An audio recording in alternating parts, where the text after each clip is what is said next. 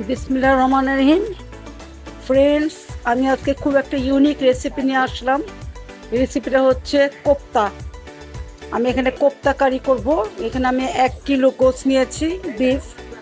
ওটা আমি খুব করে ব্লেন্ড করেছি, একদম ম্যাশ করে নিয়েছি। ওটার মধ্যে আমি 1 টিস্পুন লবণ দিয়েছি, লবণটা টেস্ট বুঝে।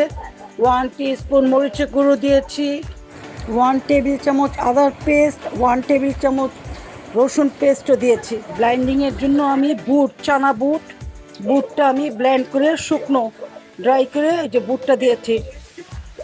বুটটা ম্যাশ করে গুঁড়ো করে ওটার মধ্যে মিক্স করেছি যাতে বাইন্ডিংটা ভালো থাকে। অনেকে কোপ্তা বানায়, কোপ্তা ভেঙে যায়, ফেটে যায়। তো এই বুটের গুঁড়োটা দিলে কোপ্তাটা ফেটে যাবে না। এখানে আমি 1 টেবিল চামচ ব্ল্যাক পেপার দিয়েছি গুঁড়ো করে, 1 টেবিল চামচ পোস্তদানা গুঁড়ো করে দিয়েছি ব্লেন্ডিং করে, পেস্ট করে।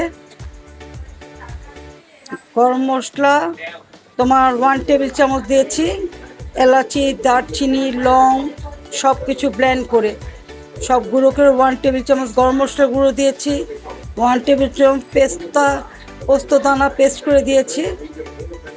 দিয়ে এটা ভালো করে ম্যাশ করবে, করে তারপরে তোমরা এটা তেলে ভাজবে। প্রথমে তেলটা খুব গরম করে নিবে, তারপরে মিডিয়াম টু লোতে কোপ্তাগুলি ভাজা করবে যাতে ভিতরে সিদ্ধ হয়ে যায়। তারপরে আমি এটা অন্যরকম করে তোমাদেরকে শো করছি।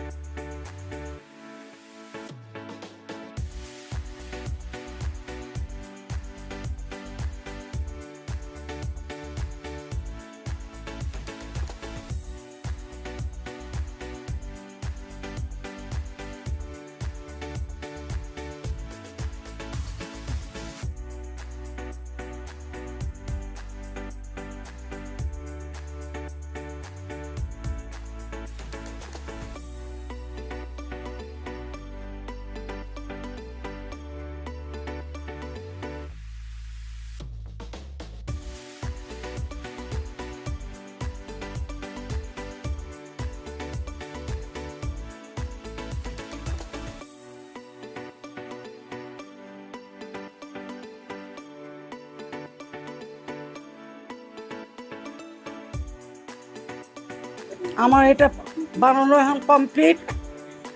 ওটা বানিয়েছি আর সবগুলো এখন কমপ্লিট করব।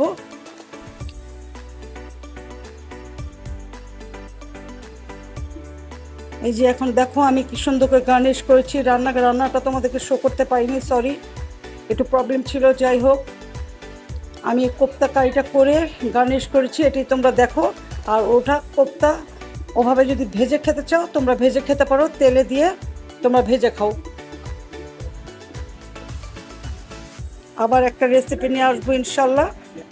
এটা ভালো লাগলে অবশ্যই তোমরা আমাকে লাইক, কমেন্ট, শেয়ার করবে। আমি খুব মেহনতের সাথে, সিদ্ধাতের সাথে কাজগুলি করি। প্লিজ প্লিজ প্লিজ তোমরা আমাকে লাইক, কমেন্ট, শেয়ার দিতে ভুলো না যেন। বাই, আসসালামু আলাইকুম।